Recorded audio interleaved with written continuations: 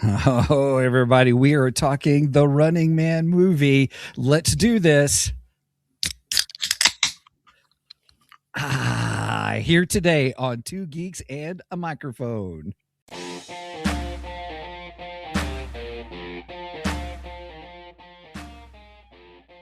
Welcome to the Two Geeks and a Microphone podcast, your one-stop shop for television, movie, video games, comic books, book reviews, and more. Now, without further ado, here's Steven and Mike.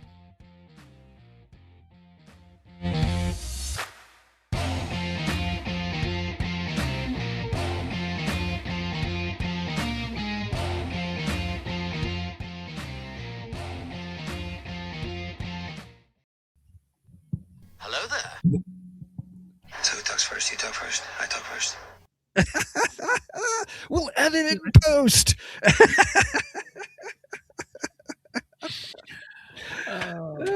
We are going to have a fun day today here on Two Geeks and a Microphone. Good morning, everyone. I am your co-host, Mr. Steven Bosner, along with the one, the only, Mr. Michael Shanks. Mike, say hey to everybody. Good morning to all you geeks out there in Geekdom Land. I had it up and I was ready, and then I don't know, I was focused on I don't know what, and oh well. That is okay. Yeah, I got distracted. That's Squirrel. Cool. Squirrel. Real quick shout out, Nobody Fool 117. Hey, the man himself is in the house. Hi, my favorite people. Absolutely. We are glad that you're here. Have you seen Running Man 2025? Or is it 2025? Yeah, it's 2025. Yeah, it was last year. Yeah. Okay. Yeah. If you've seen it, let us know. Comment below because we're going to have a good time talking about it today. We're going to have a lot of fun with it today. So it's going to be a splendorific day. We even have for those who have seen the movie, we even have our liquid death, or my generic liquid death from my grocery store, my generic bubbly water lime. Mike's holding his up on the screen. Yeah, I actually got the one that was featured in the movie too. Well, not the one that was featured in the movie, but. Right.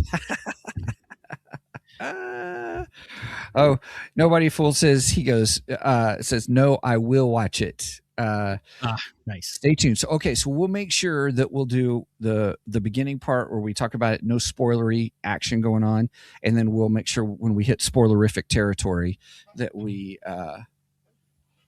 give you that opportunity to go watch it and come back. And and I'll stay right there. I don't want to spoil anything else for you because you're going to find out how much we didn't like it or liked it, or we thought it was great.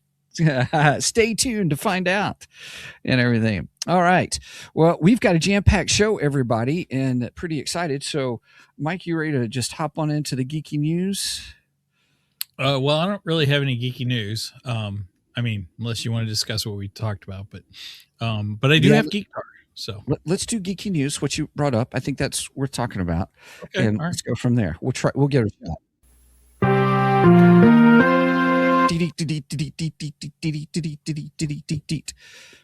Okay, so now I gotta grab. Okay, go ahead. Oh no, so Mike's bringing up some pictures, everybody, because we want to talk about kind of an event that we noticed got announced this last week, and so we're going to try to, how shall we say? A lot of times we don't like to talk about rumors and stuff, but I think this is the real deal. This isn't a rumor. This is not a rumor. Okay, it's not a rumor. Okay, good, because I wasn't for sure. So, it is all over. So, yeah, because I got snookered by some pictures and stuff that were AI, and they were so good that, like, I thought there was going to be somebody posted a picture of like the Midnight Suns, and they're like, it was like, oh, there's going to be a movie, and I saw how they did the picture of it. I'm like, oh, that looks so good. I was like, it was AI. Oh, that's kind of like there's a rumor going around that Steve Perry is going to rejoin Journey for a tour this year. And Steve Perry had to go out and make a statement saying, look, I love the support you guys are giving me, but it's not true. I'm not returning to Journey. I'm continuing to do my own solo stuff and so on and so forth. So if you were looking forward to a Journey tour with Steve Perry. I regret to tell you it's false, according to Steve Rumor Perry. busted. Hey, we Rumor should have a stamper thing that goes rumor busted. But this is not a rumor. So here, let me. All right, you ready? All right, I'll pull it up. No, I'll pull it up. You've already got your screen sharing here. Yeah. And ta-da! All right, coming up May 16th is Ronda Rousey versus Gina Carano, the the action star, Star Wars star herself, versing one of the most powerhouses in women's MMA fighting, Rowdy Ronda Rousey. Nice. That's going to be great. That's a mouthful. It is a mouthful. Here's the thing. Both of them, I think, have, I would say, successfully made it they moved from MMA into the movie industry. I don't know what movies Rhonda's done, really. She was in Fast and Furious 7, and she actually, I thought, did a good job. Now, I think Gina Carano is a better actress than Ronda Rousey. But Ronda Rousey's been fun in what she's doing. Everybody, let's just go ask good old Google what all. Well, I think it's kind of cool that Ronda Rousey took on the Rowdy name, and she had blessings from Piper and the Piper family. So yeah, I don't know if I don't think she'll be fighting under that name this time. I think she's just fighting under For those who may not understand Rowdy, give everybody a really quick thing on what that means. What does it mean, Rowdy? Okay, first of all, it's not like I'm a big wrestling fan. I'm not a huge wrestling fan. However, my wife is a big wrestling fan. And Rowdy is referring to Rowdy Roddy Piper, who was, big time in the WWF and then later into the WWE, so on and so forth. And there was a point in Ronda Rousey's career where she started taking on the title, the name Rowdy. And she actually went to Piper and asked for his blessing to use the name. And he kind of liked her attitude and stuff, because it kind of matched his vibe and everything. So he gave her the blessing and everything. And she even wrestled in the WWE under that name too. Yeah, I think that'll be great. Nobody Fool says, yes, I will watch it. Brenda says, I'm actually looking forward to that fight. No, I'm going to take that off. I'm not doing that, Roger. She couldn't make it in the WWE. Well, I don't know. I think that openly, Roger, I think there's more going on with that than what we realize. Stuff that maybe rumor, maybe not rumor. And WWE is nothing but a soap opera to begin with. Yeah, there's what Brenda said. Was too much soapy now. And Roger says, Piper gave her his personal jacket. Yeah, he did. Yeah. Which I thought was cool. Yeah. That's very cool. That's very cool. Movies that Ronda Rousey's been in is the movie Entourage in 2015. She was in Furious 7, which that was a good fight sequence between her and what's the other actress's name? I got to pull it up here for a second just to see. It was Michelle Rodriguez. They had a really cool fight scene in it. And then The Expendables 3, she was in. And then also Mile 22 with Mark Wahlberg. That was 2018. So between 2014 and 2018, she was in some movies and stuff. So action figure, but I don't know where to. What are you talking about? What are you saying? Sorry. I can hear you. Sorry. I was trying to find something for a visual. Oh, gotcha. Okay. Go ahead. I didn't mean to interrupt you. Don't call me. Yeah. You go ahead. I know. All right. So, So we ready for Geekdar then? Yeah. One thing real quick though. I do have a couple Cara Dune. Here we go. Oh, I like that one. What is that? It's a little bobblehead. Yeah, it's a little bobblehead. And then I do have my Cara Dune. Oops. 3 3/4-inch action figure that resembles the Kenner action figure. So Nice. there's my Cara Dune action figures. Right The on. bobblehead's a Funko. Yeah, the bobblehead's a Funko. It's a Really? mini Funko. Was it one? Is of it done by Source King? Funko? Yeah. Huh. It doesn't have like It's the not a big pop. head. It's It's not not a a pop. pop figure. Oh, I see what you mean. One of their Sure. other lines. Yeah, it's Okay. yeah. So those mini ones that Five and Below had them, Got it. and I was like, oh, I got to get me a Cara Dune. So Yeah, absolutely. Very cool. All right. Everybody. Next step on the list is dun dun dun guitar. Go with the radar, sir. What's wrong with it? I've lost the bleeps, I've lost the sweeps, and I've lost the creeps. The what? The what? And the what? You know, the bleeps, the sweeps, and the creeps. It's not all. All right. Okay, everybody. I'm going to start off while Mike gets ready. I want to share with you guys. We had John Jackson Miller on the show to talk about his second novel in his 2-novel series on Batman. Things that take place between it's the Batman 89 universe. So, or do you say it's the Batman Michael Keaton universe? it's been called the Burtonverse. It's been called the Keatonverse. Okay. I prefer the Burtonverse just because it's based on Tim Burton's creation. So Okay. that's Yep. my preference. But yeah, So we had John Jackson Miller on the show when we did Batman Resurrection some time ago, and so I ordered the book from him recently, and he signed it, and he was like, to Stephen, and he gives this quote. What's the quote, Mike? Because you love this quote too. It's the or here, let me make it bigger on the screen. I guess let me do that. Let me do. Oh, the I know it. screen. So here's I the full forgot what it screen. was, but now I know it. Here it goes.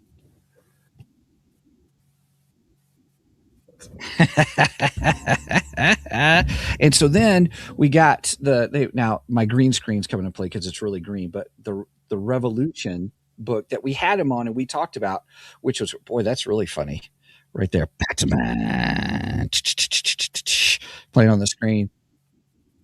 I'm partially invisible. That's right. And then he signed it with, it says, go ahead, Mike. Yeah. So what happened, everybody, if you have not seen that episode or listened to that episode with John Jackson Miller on Batman Revolution that we just did, I would encourage you to do so because I had the audiobook and I listened through the audio. It is great. The audiobooks are fantastic. The actors, the reader, the narrator is fantastic. He's really good. And I was like, oh yeah, I really enjoyed it.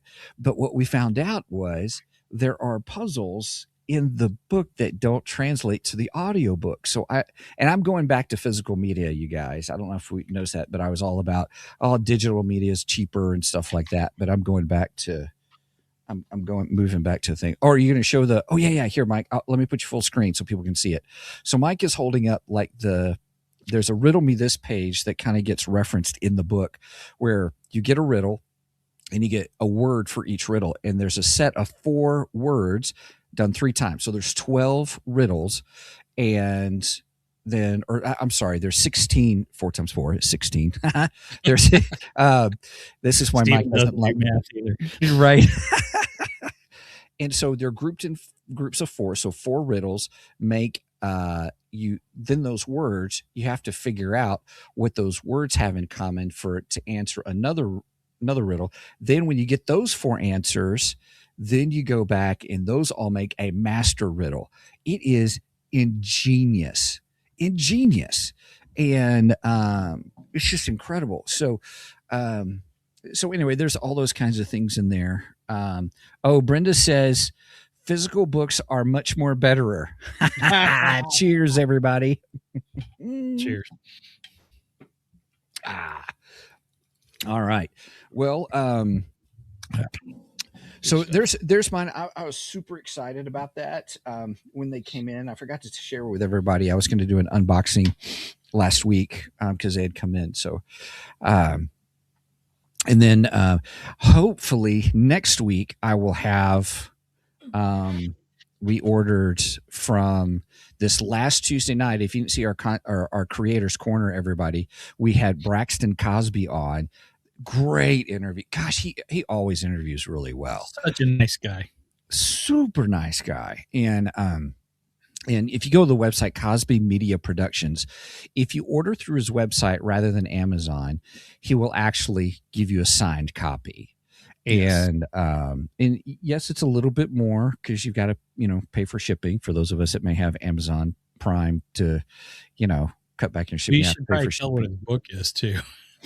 Yeah. So it's the book that we ordered is Yazuki. And it's based on actual events in Japan about a slave who becomes a samurai. So he's the first black samurai. Yeah. Fascinating. I love it. So fascinating. And so pretty excited about that. And I think that's just going to be really something cool. So I'm looking forward to it. We didn't read his book, even though he was gracious and sent us an e-copy of it. We just didn't have time to read the book because it's a thick book. It's like 250 to 300 pages or something like that. And when you said that, it reminds me of the kid from Jurassic Park when he's telling the professor, and so-and-so books, his book is even bigger than yours. It's like this thick, but yours is only this thick.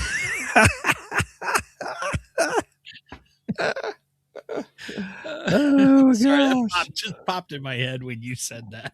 That's pretty funny. That's funny stuff right there. My book is bigger than your book. Hey, now size doesn't matter. I'm not going any further with that one. That was a stiff joke right there. I'm just saying. All right. Well, okay, Mike, your turn. I'm so sorry. We kind of no problem. We almost lost control of the show at that point. So mine ties into a Geektar Steven had a little while back, and he has drugged me into this. Yes, or sucked me into it, I should say. I started buying the Lone Wolf series. I did feature part of that as my Geektar a few weeks back.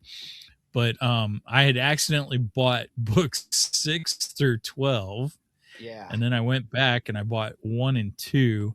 And then my lovely Valentine had bought me books 3, which is Caverns Cult of Culte. Here, let me. I'm gonna make you big screen. Oh, wrong share. Sorry, full screen, Mike. Sorry. Whoops. And go ahead. Book 4, which is Chasm Doom. The Chasm Doom of Doom. And then book 5, which is Shadow on the Sand. And they have beautiful covers too. They're incredible covers. Yeah. So I'll share with everybody that in the Lone Wolf series, in books 1 through 5, 5 is my favorite. Shadow on the Sand. And originally, for those that may not know, Shadow on the Sand was supposed to be the end. Like it was only going to be a 5-book series to kind of launch and see how it did. And I mean, he left it open, at the end of 5. But here's the funny thing about it is that it took off. This is the 80s, everybody. So, when these game books were really starting to take hold, but everybody loved it. I did. I enjoyed them. I was so excited. And I'm so excited for this revival that the son is doing to honor his dad. And they're finishing the series. They went, it was so popular, they decided to do a 32-book series. Book 32, what did we say? Comes out this year, right? I think. I'm not 100% positive. It's supposed to come out. So, but book 5, I can't wait for you, Mike. I can't wait for you to get to book 5.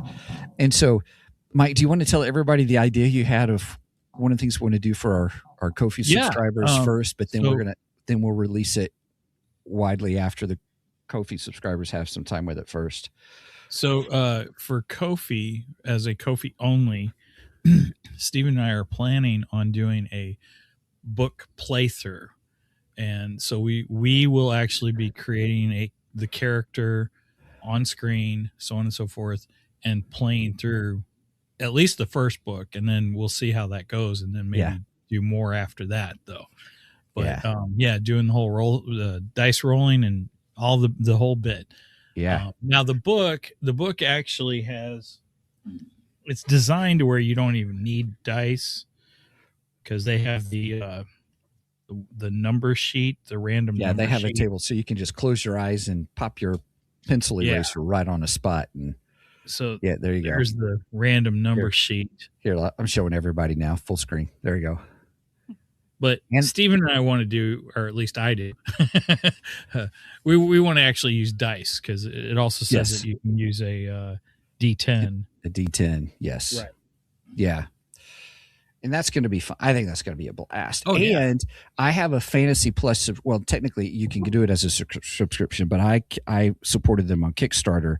And so we're going to try to get music and sound effects as we do it as well. So I'm going to be in charge of that. So we're going to try to see if that may not work. If I'm in charge of it, it may not happen. No, I'm just kidding.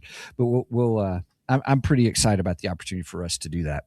I am too. I think it'll be fun, and hopefully viewers will go over to Ko-fi and check that out. So we'll give more information as we get it put together. We're still trying to figure out the logistics way it's gonna work. Yeah, the logistics of it. But I'm excited about it. It'll be fun. Yeah, it'll be great. It's gonna be splendorific. Okay, yes. And what else did you have for Geek Dart today? Did you have anything else?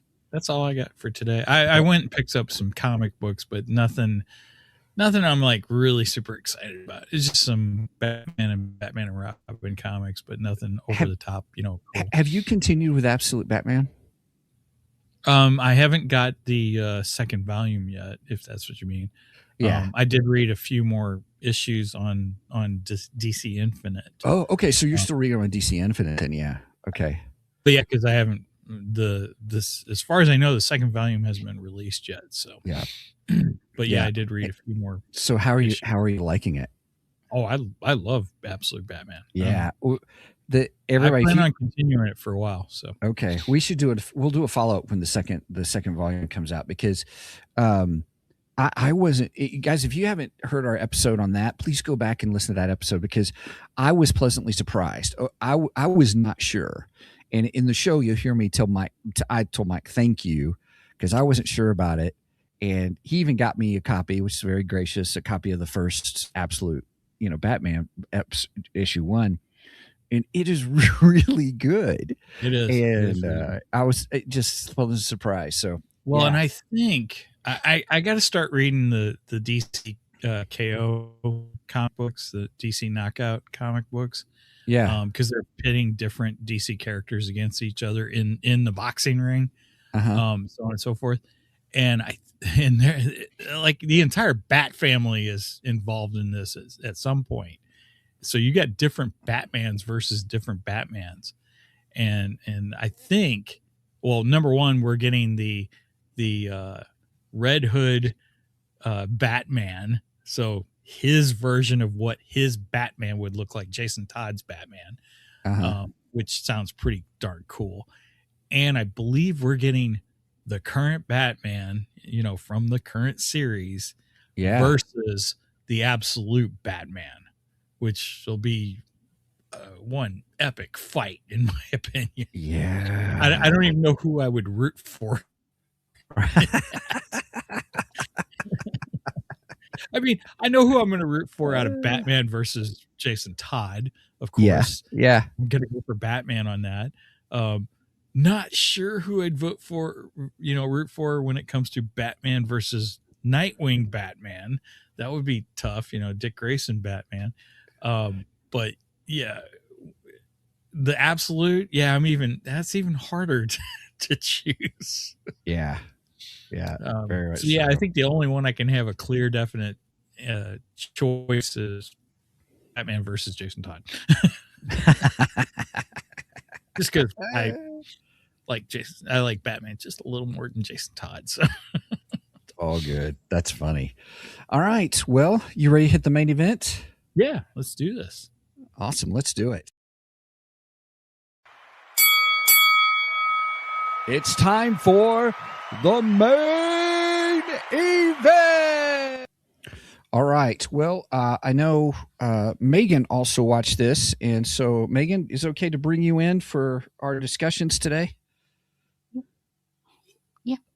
All right. We're going to bring in Megan. Uh-oh. Mike disappeared. Let's get Mike back in on the show. Cancel. Or no. What? Wait.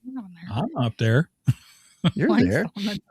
What? Oh, I probably hit the wrong one. I probably hit the one, not the Megan slide. I hit the I must have hit the what's the word I'm trying to say? I don't know. The guest slide. Oh, I sure did. I hit the guest slide. Sorry about that. So when this movie was released last year, I had said that, I wanted to go see it, and we had personal things that, sure, let us not. You had delayed, see it. But I was like, oh, Megan, you got to watch the original before we see the new one. So we watched the original, and we do plan on talking about the original on our Ko-fi page also. But we watched the original because I when they do a remake, and I'm excited about the remake because I'm not always excited about these remakes. That's right, right. And Megan's wanting to go see the remake. I'm always like, oh, we need to watch the original so you can see what it's like and stuff. So yeah. So I was like, we got to watch the original with Arnold Schwarzenegger, and which is a very, very different movie, by the way. Yes. And I am a fan of. I'm going to say it right now. I am a fan of both of these films. Okay, great. Okay. I can watch either one of them, and I will be very happy watching either one of them. Mm-hmm. And Arnold's part, that's just part of my love for Arnold Schwarzenegger. I love his movies. I love his one-liners, and oh my gosh, it's just filled with one-liners. That original film. So, but it was fun introducing Megan to the original Running Man and then showing her the new one. So yeah, I just wanted to start with that. So yeah, that's great. And everybody, once we get into spoilerific territory, we'll talk more about a balance between the two and stuff. So yeah, absolutely. Yeah. Well, even more, I listened to the audiobook, the original audiobook. And the book is written by Richard Bachman. And if you know, Richard Bachman was Stephen King's pen name. He wrote like 3 or 4 books under the name Richard Bachman. And then there's a whole story behind Richard Bachman and his books too. So it's really wild. Yeah, Richard Bachman, the Bachman books. So which were the Bachman books? Running Man, Rage. Let's see here. Let me get back to it. 3 or 4. Rage was 1977. The Long Walk was 79. And our good friends over at Nerdy or Murdery, Jeff was telling us that he really enjoyed the movie. He said the ending is different than the book. Well, the ending of this movie is also different than the book. Yeah, and we'll talk about it. But Roadwork was 1981. The Running Man was 1982. Thinner was 84. The Regulators, 96. And Blaze, 2007. He used the pseudonym to publish novels that were darker and grittier and to test if his success was due to his name or his writing. Interesting. Yeah, that is kind of interesting. I'd be like, hey, yeah, if my name's got all this, we're good. Brenda gave her score. Oh, okay. I took a minute. I was like, I give the new version a 9 baby socks. So, all right. She's claimed it. That's what our score thing is baby socks. Well played, Brenda. Well played. I can get on board with that one. Oh, that's funny. We'll explain. Well, everybody in the show at the very beginning, I don't think we're going to any spoilers or anything in the movie. He has a sick kid that lost one of the baby socks, only for him to find out later that he still had it, and he had it in his pocket. And so it served as a nice reminder for him through his ordeal We have to discuss that too. When with baby sock, there's a question around that. Yeah. Okay. I don't think I put that in my notes, but I should have. All right. So, all right, here we go. So, Mike, go ahead and finish up. I'm sorry. I just want to say that overall, I think this is an excellent movie. I really, really enjoyed this movie. And again, I'm a big fan of the original one too. But they are extremely different films. There are a few things that are alike in the movie. For instance, the game show thing is the same. The game show hosts are both over the top and fabulous. Because the original, you have none other than Richard Dawson, who was a game show host. He was Family Feud for Family Feud, and he'd been on. I know Brendan knows the show. The celebrity show where they ask the celebrities. Pyramid? No, not Pyramid. Before Pyramid, long before Pyramid. Okay. Gosh, I'm waiting for her to comment because I know she's gonna tell me what it is.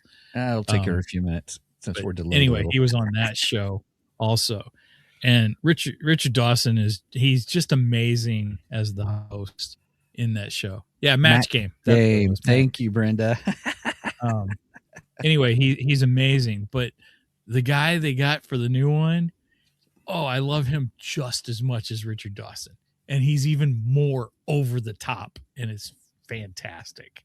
Yeah. So well done. And I liked the star. I think he did an excellent job, and from what I understand, Arnold Schwarzenegger even gave him his blessing to do this film too. That's cool. Coleman Domingo was the guy who was the game show host. The game show host, yeah. And he was also in Fear of the Walking Dead too. Okay, yep. Yeah. And his character wasn't a lot different in Fear of the Walking Dead than what he did on this movie, honestly. He might be a little more flamboyant, just colorful and that kind of thing. But other than that, yeah, it's almost the same character. That's hysterical. That's pretty fun. Overall, I really, really enjoyed this film, and I will also give it 9 baby socks. Nice. Okay. Well, I enjoyed it when we did the show on the Arnold Schwarzenegger version. Wonderful 80s action and 80s one-liners. I mean, so it's classic like that.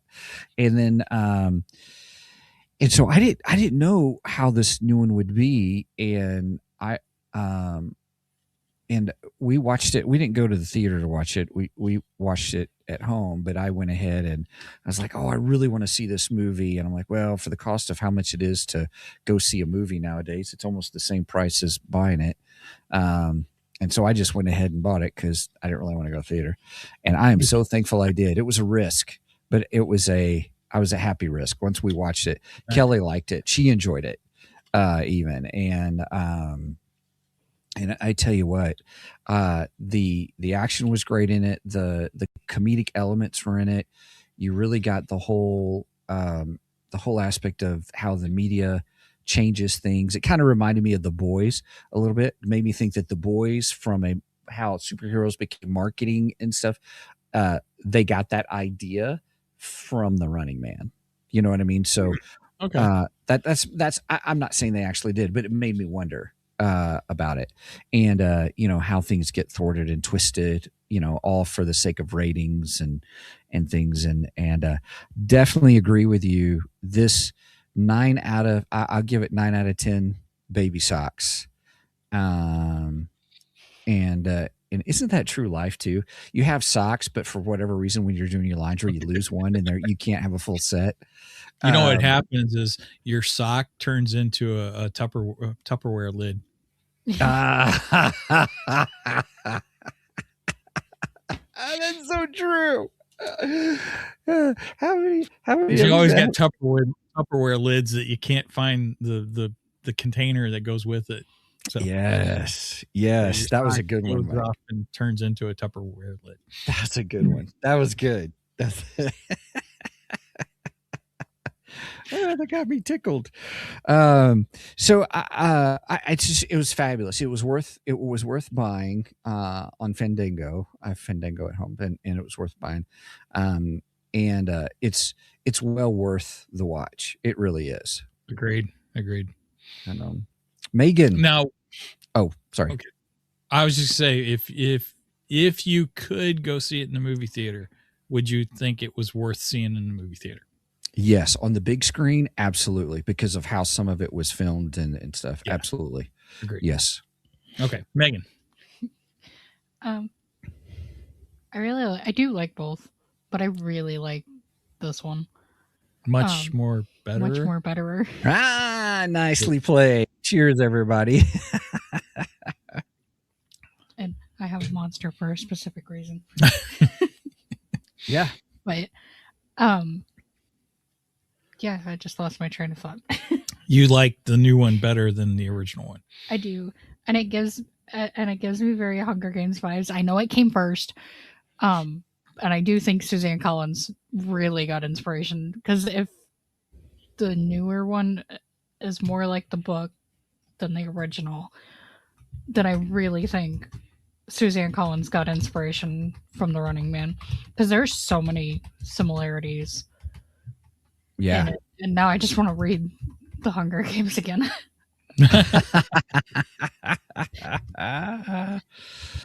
Yeah. The game show host gives off very like Caesar Flickman and Effie Trinket, both the flamboyant, over the top, exaggerated, fun, but they kind of suck. I agree with that, actually. I totally agree with that. I can see what you're saying by that, because they're very similar. Also, all the like the editing to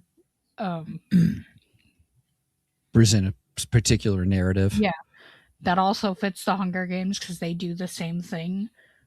District 13 gets shown that it's destroyed when it's really not.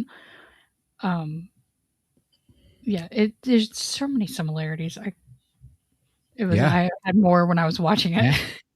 Yeah. So what's your score? So what score would you give it? I think I'd also go with a 9. Ooh, it was not really okay. anything that would discredit it. Okay. But it's not quite a 10. No, I get I'd that. definitely rewatch it, because I really like it. Yeah. I rewatched it last night. 10 too often, so yeah. Yeah, we saved the 10 for the creme de la creme. Mwah. Now, I just asked Gemini. I know, Megan, you don't like it when I ask Gemini, but I asked Gemini if Suzanne Collins was inspired by The Running Game or Running Man. I'm trying to combine them now. Right. I'm making a whole new movie, The Running Game. Anyway, and it says Suzanne Collins, the author of The Hunger Games, has actually stated that her primary inspirations were not The Running Man. Instead, she cites Greek mythology, specifically the story of Theseus and Minotaur, where the city of Athens had to send 7 boys and 7 girls to a labyrinth to be sacrificed. That's interesting. Okay, I see that too. Roman gladiators, the idea of bread and circuses, panem et whatever, where the government keeps the public happy and distracted with violent entertainment. Channel surfing. So that's where panem comes from. I never knew that. Oh, okay. Channel surfing. She famously said the idea hit her while flipping between a reality TV show and actual footage from the Iraq War. The blur between entertainment and tragedy. I don't know if I should laugh at that or not. I don't know about that. That seems weird. I don't know. And Yeah. And then it says the Stephen King perspective.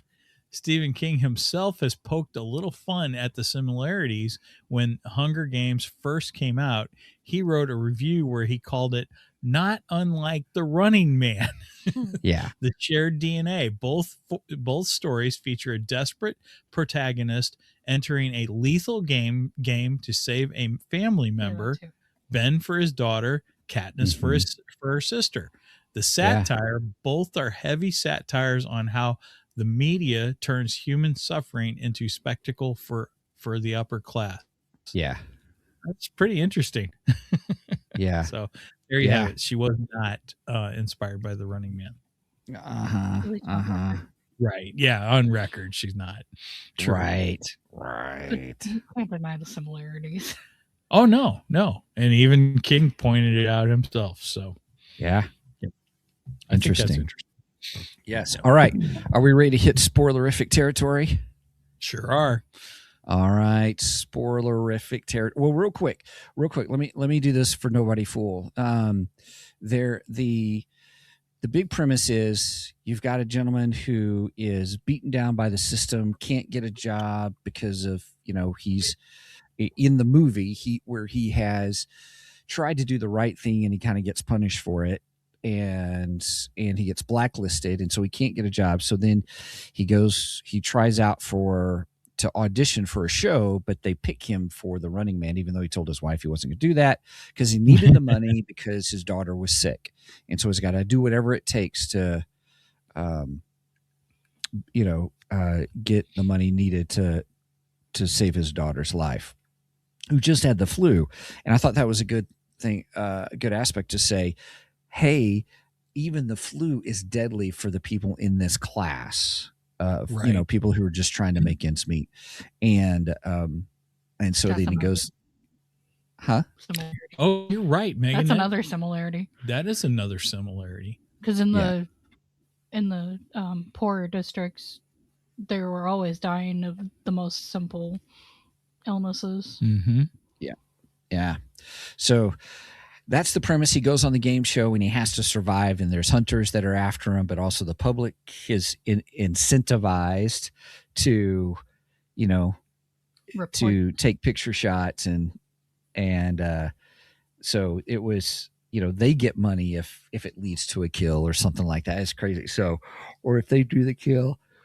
So I thought that was really interesting how they monetized it. So, and it's his adventures of just trying to stay alive for 30 days. And then really what's going on behind the scenes gets revealed. Well, and he has different levels too, because for every day he survives, he gets more money added on to his total for the end. And if he makes a kill of like a simple, as they call him, goon, which I would kind of refer to as almost local law enforcement type things, or at least the network law enforcement anyway. If he kills one of those, he gets like 10,000 new dollars, as they call them. And then if he kills one of the hunters, which are the ones who are actually hunting him in the game, if he kills one of those, he gets $100,000 for those. Yeah.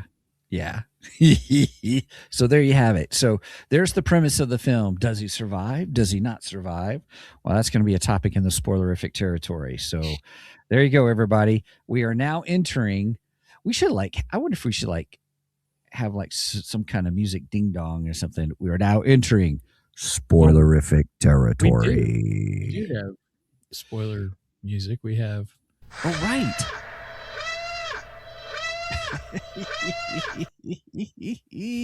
Spoilerific territory, everybody. Here we go.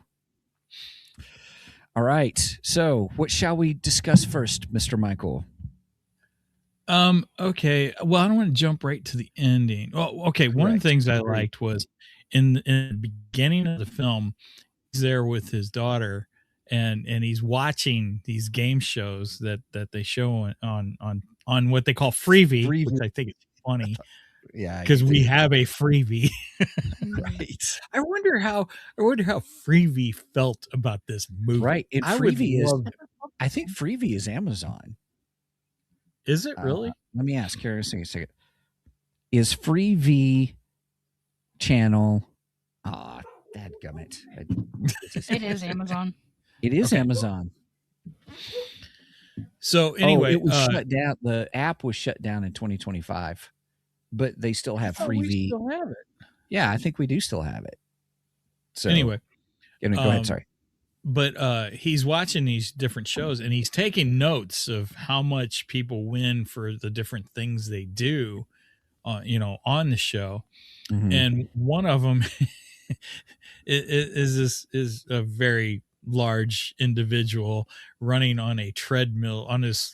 It's like a hamster wheel, Right. Cat. What, Megan? They have them for cats too. Okay. But anyway, and as he's running, he has to answer these trivia questions and stuff. And one of the trivia questions is how many bathrooms are there on a particular jet and stuff. Yeah, like And the it real turns fancy out- jet or something, right? Right. Yeah, I don't remember the name of the jet and stuff, but it comes back into play at the end of the film. And it's so funny because it turns out that the correct answer was 6. There's 6 bathrooms on that jet, which he then looks at his baby daughter and goes, "Huh? So the rich are even more full of beep than I thought." Which was pretty funny. I laughed. I thought it was good. Yep. It was humorous. And I liked But it that whole they were thing on comes the in. actual when they were on the actual plane at the Mhm. end, and he recognizes that the pilots were the other hunters, and so he asks the question, "So how many bathrooms are on this thing?" And they go 4. And then he knew for sure. Yep. There's a thing that's called, and I can't think of what it is. Foreshadowing. No, it's like I don't know. It's like the expectation because people used it for Hazbin Hotel with things that happened in season 1, and they're like, okay, you better come back to that and explain it, or like why that's relevant. Well, I always thought that was foreshadowing, but No, I mean, there's another name for it, and I don't remember what they said it was. well, one of the other things I enjoyed, and it's something I feel they carried over from the original film. The original film, of course, is over the top, one-liners throughout it. Yeah. But one-liner puns. But they did carry that over, and they had some puns in this one. And my favorite one, it might be the most obvious too, is when he is hanging off the side of it's like a veterans motel or something, and it has big letters, and the letters for the hotel were YVA, which I'm not sure what the Y stands for, but he's got a rope that's tied to the Y, and he's hanging off it. And by the way, he's wearing nothing but a towel because he was trying to go take a shower. Right. When the hunters showed up at this place. So he's hanging off the side of the building, and it's attached to the Y, and then the Y starts to fall towards him, and he just looks at it and he goes, "Why?" Yeah. And I was like, that's nice. I like that. Yeah. I like Yep. it. It just kind of gave me the vibes of the original one without being quite as over the top as the original. Yeah. It was. There was all kinds of fun little moments like Mhm. that throughout the whole film. There's all kinds of moments. when he's in the elevator and the main hunter, what was his name? I forgot the main hunter's name. The main hunter's name was McCone. McCone looks at him and says, what is it? You're going down. Yeah. And I'm just like, oh yeah, that's right out of the original one. I mean, that feels like it fits right from the original one. I like that. Yeah. So there were just some fun things like that. That was really good. Yeah. One of the things that I really enjoyed, one of my favorite scenes in it was when Michael Cena, who's wearing a beard, you almost can't tell it's him. but they're in the house, and it's he has his role of what he's doing to getting the word out of whatever, and don't talk about the hot dog cart, kind of a thing that he does. This is the one you wanted to talk about, Megan. And but I loved how the house, he had set it up almost like a Home Alone type situation, and I really enjoyed that whole sequence where here comes the goons, all these goons, and coming in, and then all the different things that he does. Megan, what do you want to? Is that what you wanted to talk about, that house too, or Not the house, but where it's located. Oh, okay. Well, I'll let you do that here in a second. Yeah, absolutely. Yeah. And so I loved how, this one where he's got a super soaker and he electrifies the floor. That and was a great scene. And then, as soon as they go on there, he's like, shh, and he's spraying it and stuff like, and they are getting electrocuted. Then when they're coming up the stairs, he, pulls the switch. Why are we going up? Right. Yes. And yeah. Oh my gosh. And yeah, that was Michael Cera had so much fun with that. It looked like he was having a blast. Yeah. Yeah, it was. Go ahead, Megan. Tell them where it's at. Tell them where the house is at. So it is in Derry, Maine. Yes. And I love yes. that. And why is Derry, Maine important? For those that may not know, why is it important? Because that's the home of Pennywise. Mm-hmm. Or it. Yes. Yeah. Which I think is another connection to, I know some people may agree or not agree with me on this, but it's this whole Stephen King Dark Tower universe. Oh yeah, this came up in our chat.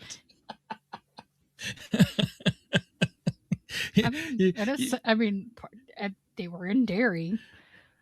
Stephen got schooled by our friend Jeff. Yeah. No, it's not. Oh, I read that and I just started laughing, and Jeff's probably going to be laughing as soon as he hears this. Right. Too. Yes. Sorry, it's kind of sort of a private joke, but yeah. Yeah. I do love that Michael Cera was in it because I love him. Scott Pilgrim's one of my favorite. Scott Pilgrim versus the World is a great movie. Never watched it. I love Scott Pilgrim. It's yeah, go ahead, Megan. Sorry. So I definitely was not paying attention to the credits the first time we watched it. Because if I was, I would have seen Michael Cera in his name. And I didn't. So when he popped up, I was like, that's Michael Cera. Yeah, she did. She did. It's Scott Pilgrim. It was so perfect. His role was so perfect for him. He always has to play a goofy, chaotic character. I liked his crazy mom too. Yeah. I mean, she was nuts. I don't know. She kind of fit the Derry vibe too. Yeah, she did. She did. Both of them did. Good it's point. also why I like the fact that it's in Derry. Yeah. Yeah. I wonder if that's why she's like she is. It could be. That's going in my head canon. Stay tuned, everybody. We'll probably have a follow-up show of the Dark Tower universe, or get schooled by Jeff again. We better get Jeff on that one. We should get Jeff on that. And Zig. Man, let the sparks fly for that one. That'd be awesome. Yeah. I just backed out of it. I said, nah, I'm stepping away from this one because I've never read Dark Tower, so I don't know anything about it. Yeah. There was a movie too, wasn't there? There was, with Idris Elba, and I really like him as an actor. He's really good. Matthew McConaughey played. Who was Braxton's choice to be Yosuke if his book got turned into a movie, by the way. Yes. Yes, that's correct. Yeah. And so Matthew McConaughey in it was playing the dark, the Man in Black, excuse me, and who appears in a lot of King's works, and several of them. Flag is also his name. Sometimes they call him Flag, is his name, Flagg, who's in the Eyes of the Dragon book, which I've read, which I really enjoyed a long time ago. And then, gosh, I'm old. He's not Colonel Flag, is he? No, but that was a good one. That's a good connect right there. So yeah. Anyway, back to Running Man. Could be connected to the DC universe. That's right. So all right. So back to the Running Man. So yeah, so Gosh, we're almost. Oh, God, but we're we already at didn't the finish hour. what he kept saying. He kept going upstairs and Go ahead. having the goons chase him through the house upstairs to the top floor, and the whole time, the running man, gosh, I can't think of it. Ben Richards is going, why do we keep going up? And then they get to the top, and there's a fireman's pole. He goes, you mean to tell me you took me all the way up here so you could slide down a pole? No, I took us up there so we can slide down a pole. He's nuts. I love him. It was great. He is absolutely one of my favorite characters. He was fun. Yeah. I did enjoy him.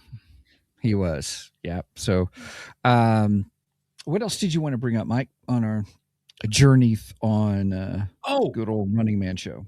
Since we did choose the sock, the baby sock as our scale, I wanted to talk about that. So in the beginning of the film, when he took the baby for the first opening scene, he's at work and confronting his supervisor at work because he had just gotten fired, and he's got his baby daughter with him, and he's like, oh great, you brought the kid to try and get sympathy points. And he said, no, I brought the kid so I don't kill you. I kind of think he had both motives going there. Sure. Yeah, absolutely. Yeah. I think it was actually both, a little bit of both. I think there was truth to what he said. Mm-hmm. But anyway, so then he comes home, and then he's watching the TV, and then his wife comes home, and she realizes that one of the child's socks is missing, and she's like, oh my gosh, we can't lose that sock. That's what she called her comfort socks or something like that. And it was socks that somebody made for her and everything. And he's like, don't worry, babe, I'll find it. So when he goes to try out for one of the TV shows, which, like you said, he did not want the Running Man. I don't believe that. Yeah, there's part of me that doesn't believe it either, because he knows that he could win the most money on Running Man. But anyway, he discovers that he actually had the sock the whole time. And then he gets chosen for none other than the Running Man. And after he goes through all the, signing process and all that good stuff, they then give them, here's another similarity, Megan, to Hunger Games. Before they go into the games, they give them anything they want. They get this whole parade, right? And just get to taste in the Hunger Games. They get the parade and stuff. Yes, right. Yeah. Well, they get the parade, but they get to eat like kings and queens and stuff like that. And the Running Man, they can have whatever food, alcohol, women, men, whatever. Anything you want, they can have. But they give them this super nice apartment just before they send them out on the games. You're right. That's a big similarity to Hunger Games that I kind of forgot about. Anyway, when they do that, they also reveal to him that part of the contract states that they have to protect the runner's family. Okay. Because what they don't tell him is, we're going to use your family in the show. That's also kind of a similarity too. Really? Mm-hmm. Not necessarily during the games, but like after, if they win, then the whole family, because the whole family moves into the winners, the tribute or the mentors houses, because they have a whole little neighborhood for all the winners. Okay. That become mentors. Okay. And their family gets to live there too. It's just funny how we're finding all these similarities between Hunger Games. That's an unhidden gem we didn't know we would be doing for the show. Yeah, I had no idea this was even gonna. I knew Megan had a few, but that's kind of why I wanted to. But now it's like, oh wow, yeah, I can see that. Yeah, Megan, I really get it. I get your comparison there. Yeah. Anyway, so much. So he tells them that first of all, he gets up front like $500 new. Oh, and that's another thing. The money has Arnold Schwarzenegger on it. I cracked up. I actually went back to, wait a minute, was that Arnold Schwarzenegger on the money? And I did a Steven repeat. Rewind. I did the same thing when I first watched. I was like, wait a minute. I did a Steven rewind also. And it turns out it's President Schwarzenegger. Oh, is it really? Yes. Oh, I missed that. I missed that. Yeah, okay. It is President Schwarzenegger on the bills. So Arnold becomes president in this in this new one. Anyway, he's given like $500 new, and which is going to go a long way, for his family and such. Yes, it's going to allow her to buy medicine for their child and get their child to a doctor and so on and so forth. So he tells the guy, "Hey, I need to leave so I can go give this to my wife." And he's like, no, you can't leave, because if you leave, you're not coming back. Because no one ever does. So he goes, "We will take care of it for you, and I'll bring you." Right. He goes, "That's what we're here for." He goes, "You're going to call her and you're going to tell her what's going on, and you're also going to tell her to expect me tomorrow morning." And he says, "And I'll deliver whatever you want to her." So he's like, "Okay, I want you to deliver the money, and I want you to deliver the sock also." So, and then a little bit later, he's in the apartment, and somebody slides a manila envelope underneath his door, and he goes over and picks it up and opens it up, and there's a picture of his wife and daughter, and on the back, it's signed, or well, we're led to believe it's signed by her, and says, "Keep the sock for good luck," and the sock is also in the envelope. So my question is, did he really deliver the money to her? And did that actual picture come from her? That's my question. I say yes. I You say think yes. so? You think so? It's a good 'Cause I question could because see it's her. not for sure. They make you really think what's true and what's not when dealing with the corporation. And but I took it. Yeah, it really did happen. I could definitely see her sending the sock back and telling him to use it for good luck. Well, I could see her doing that, but can we trust anyone from the network, though? I took it as with the picture, he recognized that it was her handwriting on it. Yeah, that's how I took it. That's true. But even and then, you don't know, because I mean, come on, we've had auto pins in this world today, so who knows? I went there. So what you're saying is the network has auto pins that write in his wife's handwriting. Wow. I mean, they do deep all kinds of stuff in this They movie. They do. It's crazy how much of the deep fakes that happen in this film. The other reason, not just the signature, but the other reason why I believed it really did happen is because he gave him that Johnny Walker Blue Label bottle of whiskey. And I thought, okay, thank you for doing what I'm asking you to do. Here's a special gift for you, kind of a thing. So to make sure that it happened. So that would lead me to believe that just, and those are things that just help me in my head canon, as we would say sometimes, just to say, yes, that did happen. Now, somewhere the "I'll be back" line was in it, but I don't remember where it was. I don't remember it. I'm sure it was. I didn't catch it, but yeah, I'm sure it was, and now I'm probably gonna have to watch it another time. If it was, it wasn't really done specifically. I think it was just. I think it wasn't highlighted because remember, like, one of the funny scenes I thought was really highlighted that was pretty funny was when he was in the business outfit and suit and the behind profile him was doing the whole I love that. I cracked up. So what happens, everybody, is there's a scene where you've got he's in disguise. Is in disguise, staring at the camera, and behind him is like a bus stop thing, but they've got all these TV and cameras everywhere, and in there, they're showing all the people who are in the Running Man, their profiles. And all of a sudden you see, as the real Ben Richards is standing there, behind him is the screen, and Ben is moving in the same direction, as the profile, same time.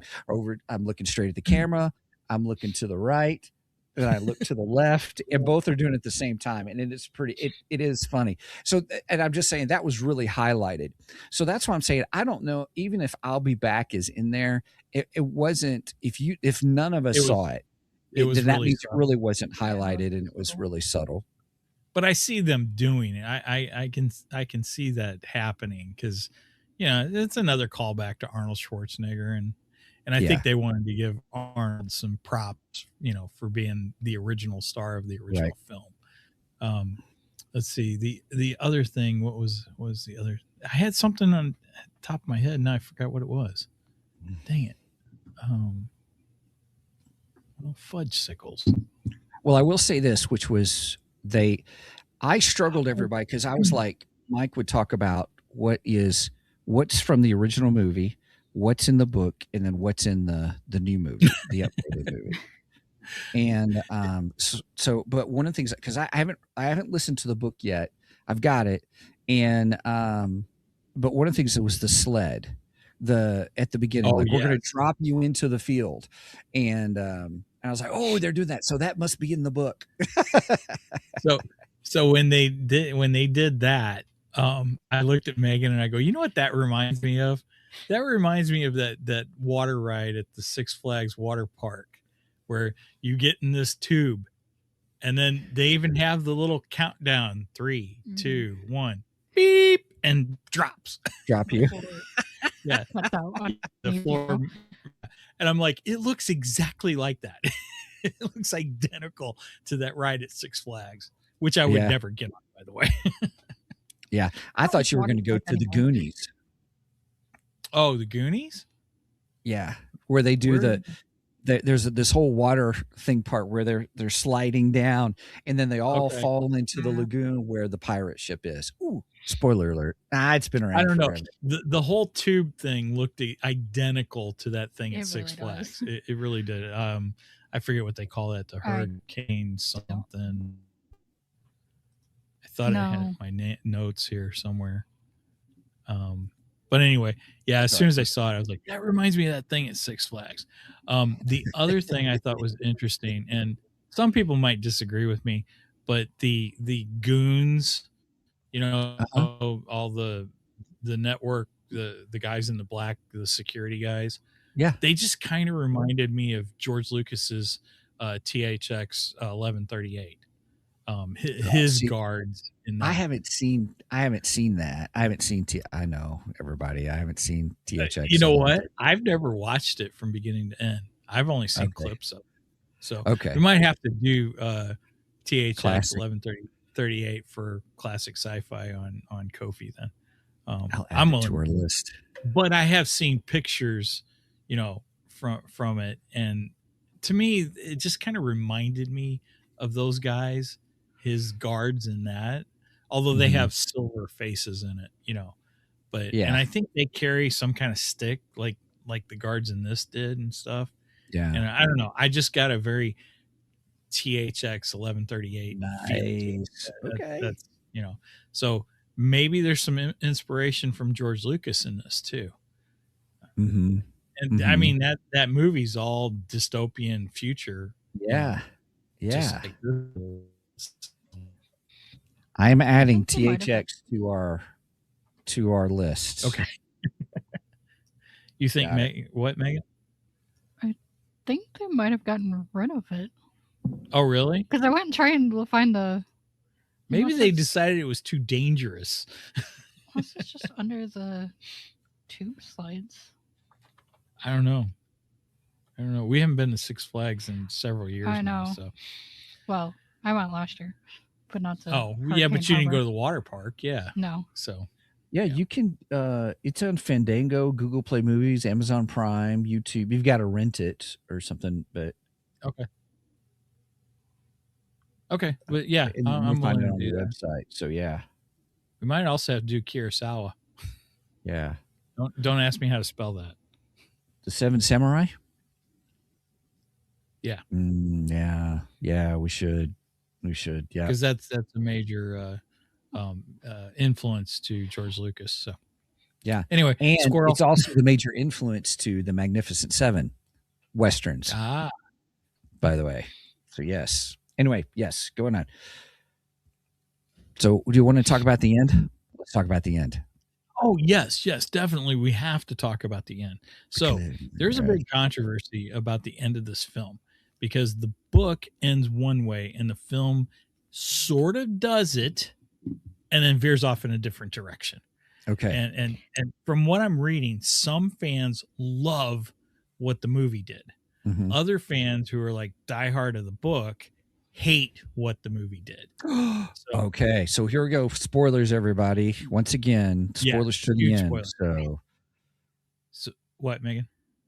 Depending on the wording, they could technically end the same way.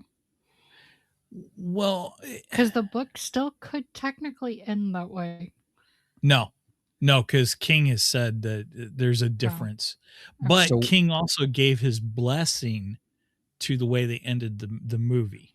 Okay, so what is the way that it's done in the book? What's the way it's done in the movie? So one of the major things that happens in the movie, and I think happened in the book also, was when Ben Richards is signing the paperwork and everything, and he tells Killian, who's the network lead, I don't know how, I don't know when, but I'm gonna F you up, you know.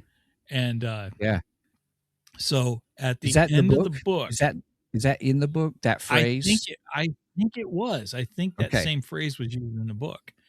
And in the book, similar to the movie, they've got him on the plane and everything, and he kills all of the hunters on the plane. So that's all the same. Okay.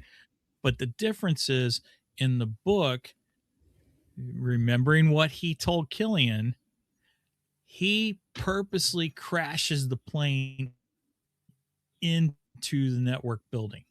Okay. With everyone in it. So, and when we were watching the movie, I got excited. I'm like, okay, this is it. Because he kamikazes is what he does, you know, because he takes them out and because he thinks his family is dead. He doesn't have anything left to live for. I'm really gonna mess them up. And that's you know, and it's all on anarchy and chaos. That's the way the book actually ends. Okay.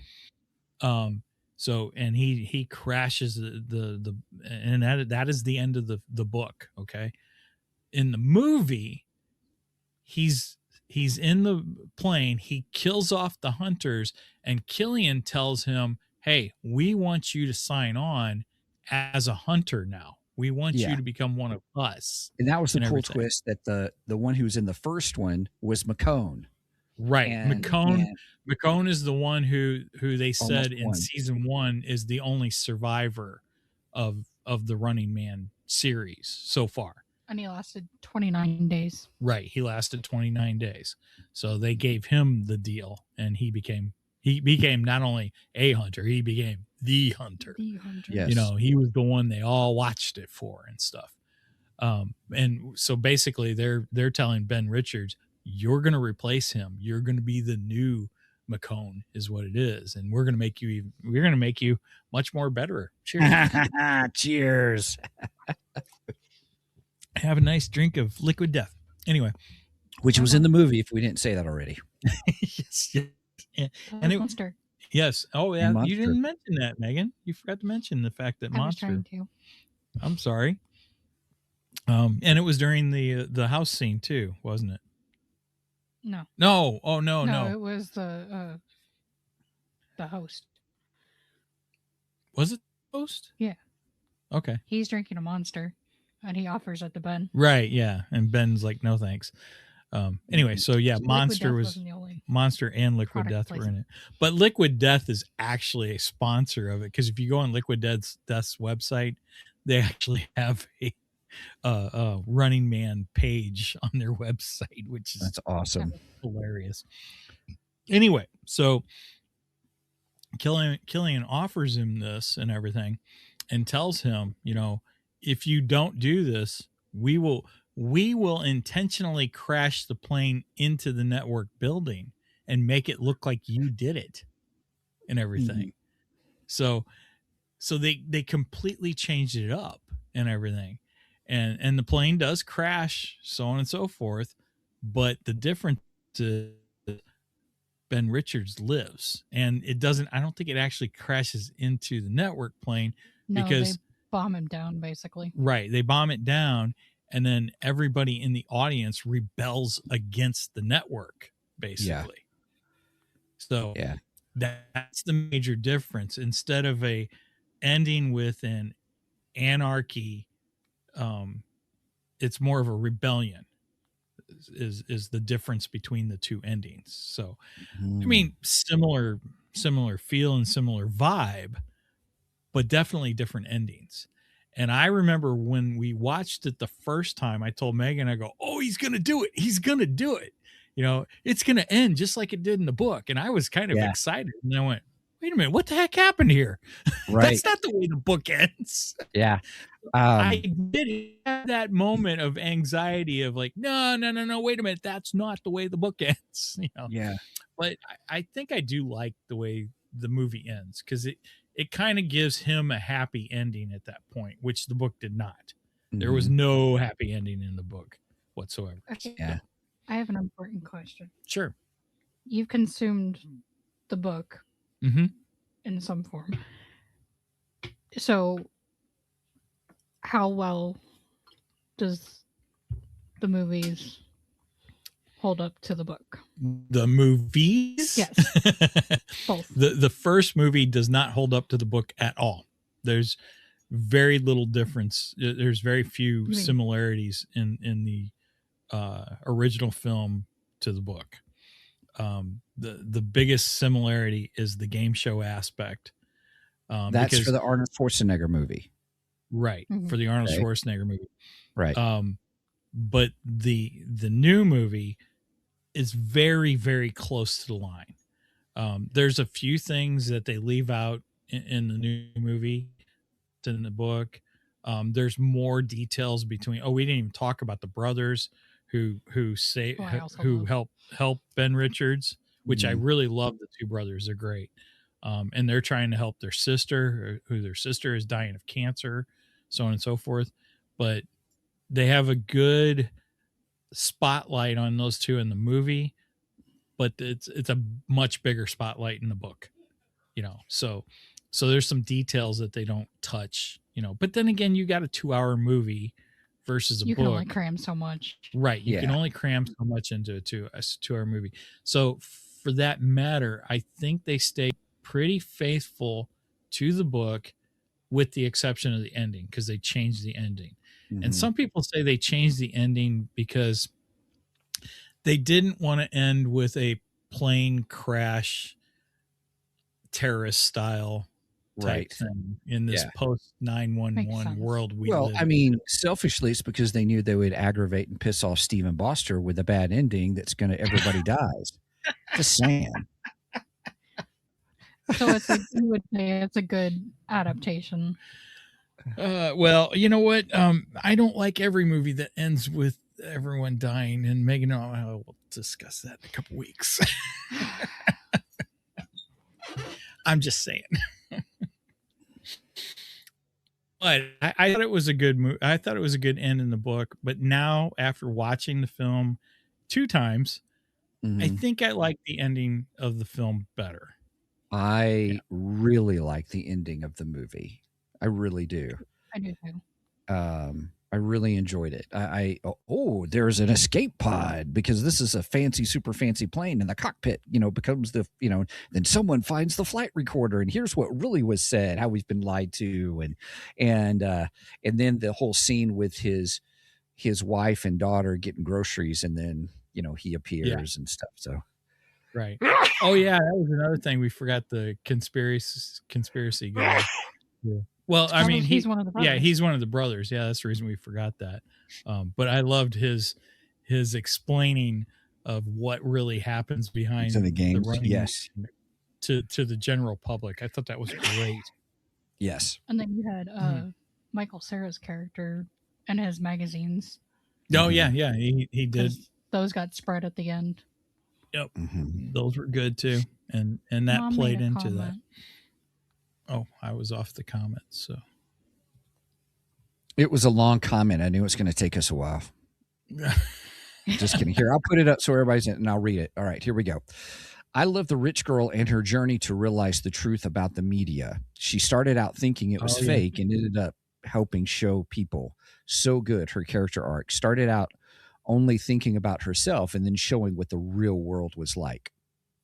And I loved at the very end, she was like, "Stop filming me." As kind of then that's what happened at the very beginning with Ben. Yes. Ben Richards. When you talk about reality versus, what we see on television, we also get a glimpse of that with one of the runners, with Jansen, Tim Jansen. And when they're going into the elevator to go up to the show and everything, he sees the images of the hunter. What's his face? Yeah, McCone. He sees the images of McCone and says, I thought that was all fake. It's not feeling so fake now. Right. And then it really didn't feel fake when he died. When he died. Right. Of course, he was an idiot. I mean, who goes into a convenience store and starts bragging? I mean, he wasn't directly bragging, but he was bragging that he was on the Running Man. And it's like, why would you do that? You're an idiot. And then sure enough, he walks out and, I guess he thought they were just going to like take him into custody or whatnot, or fake a kill. And sure enough, they just blow him away. It's like, you idiot. Yeah. Yeah. But I enjoy that part where the older brother reveals the secrets of the show. And then it tells you why they chose him, why they chose the one girl. And then when they chose Ben Richards. And when he has the categories. Yeah. Yeah. He has the categories. I love that. Yeah. And they each fit the categories too. Yeah. It was so cool. And, without the death, it would be kind of an interesting concept for a game show. Well, why not? They turned the Hunger Games into a real game show. So yeah, something like that. That's right. Brenda watches it. Every time I walk in, I go, "Oh, you're watching the real life Hunger Games, huh?" And one last thing we have to mention when Killian does offer Ben Richards the deal, and he tells him, "Look, we're going live in 5, 4, 3, 2," and and Ben gives him the finger. Yep. I love that. I thought it was hilarious. Yep. So I guess concur. That was Ben's answer. Yeah. All right. Well, we are rounding out almost an hour and a half, so it's time to wrap up. So any other last things that we need to get in about the film? Watch it. You need to watch it. Yeah. I would have to say, watch the original. The original is fun. I mean, if you don't like the 80s campiness, maybe not. But if you're an Arnold Schwarzenegger, definitely watch the original. It's a fun movie. And then if you like the original, I highly recommend this one because I think it was a really good movie. It is a lot different than the original, but it's great. Even if you don't like the original, give this one a try. Yeah, even if you don't, because it's vastly different. It is so much different from the original one. Yes, But I think they're both great films. So yeah. Oh, Nobody Fool goes. He stuck around. Okay. Oh, we spoiled all kinds of stuff for you, man. I'm so sorry. No, that was his choice. We gave him. We gave fair warning. Or maybe we're in the future and this is after Nobody Fool watched it. That's how live comments work. Well, if he came back, There you go. That's funny. Yeah. All right. Well, with that, anything else? I don't have anything else. Megan, do you? No. All right. All right, everybody. Well, here you go. Hey, thanks for joining us on this episode of Two Geeks and a Microphone, especially for talking The Running Man. And if you haven't figured it out, we love it. So make sure you go check it out and go see it.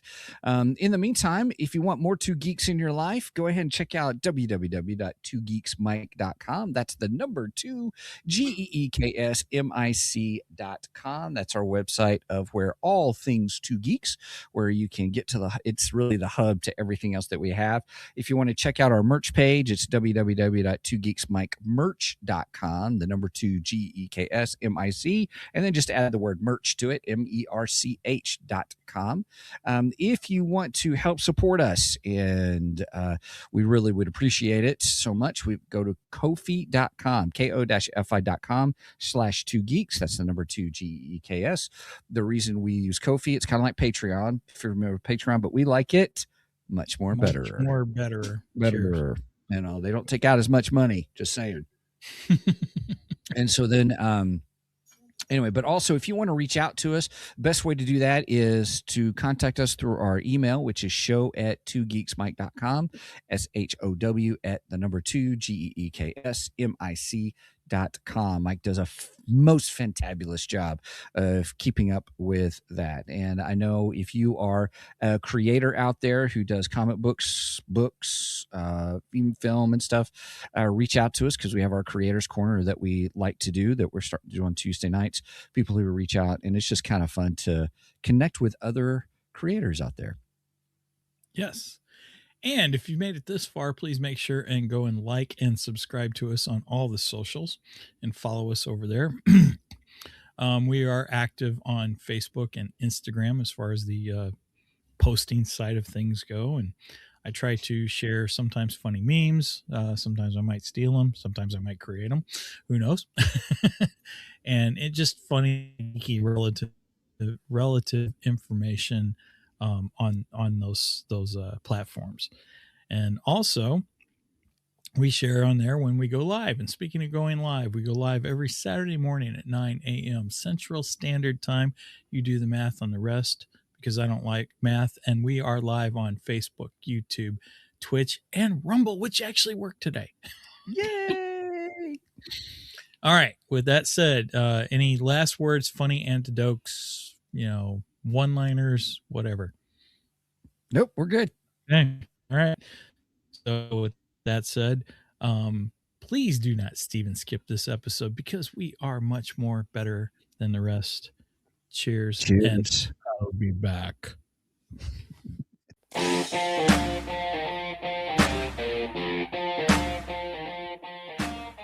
Thank you for joining us today on the Two Geeks and a Microphone podcast. Tune in next week when we will have more news and reviews. Until then, May the force be with you.